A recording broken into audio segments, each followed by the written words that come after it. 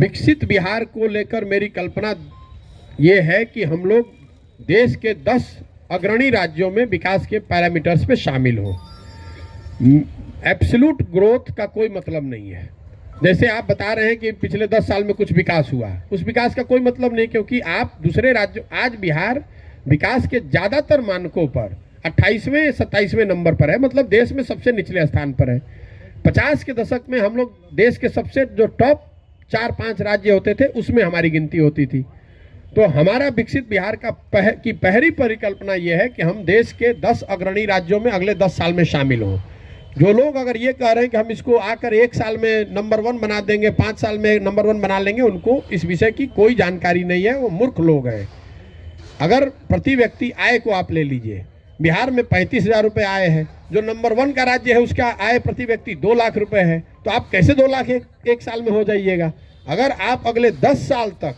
20% की रफ्तार से बढ़ते रहिएगा तो भी आप टॉप 10 में पहुंचिएगा, क्योंकि जो 2 लाख कमाने वाला राज्य है वो आप उसकी तरक्की कल रुक थोड़ी न जाएगी, वो भी तो बढ़ रहा है। तो आपको कोशिश करनी है कि आप बढ़ें और इतनी तेजी से बढ़ें कि जो गैप है वो कम हो। तो मेरे विकसित बिहार की परिकल्पना ये है कि बिहार देश के विकास के ज़्यादातर मानकों पर देश के 10 अग्रणी राज्यों में शामिल हो। मेरी विकास की परिकल्पना ये है कि जो हम लोग कर रहे हैं यहाँ, कि बिहार के हर पंचायत और नगर क्षेत्र के लिए योजना बनाई जाए कि हर 10 साल में वो पंचायत कैसा दिखेगा। जो मैं अभी बनवा रहा हूँ कि जब ये पदयात्रा खत्म होगी, 8,500 और 2 पंचायतों में और 2,000 नगर क्षेत्रों के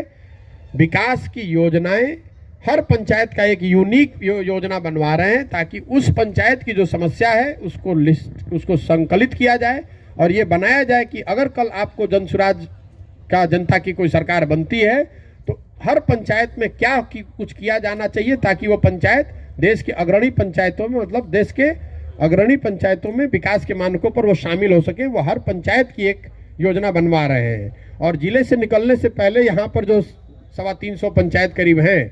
वो हर पंचायत की योजना बनाकर ही यहाँ से निकलेंगे।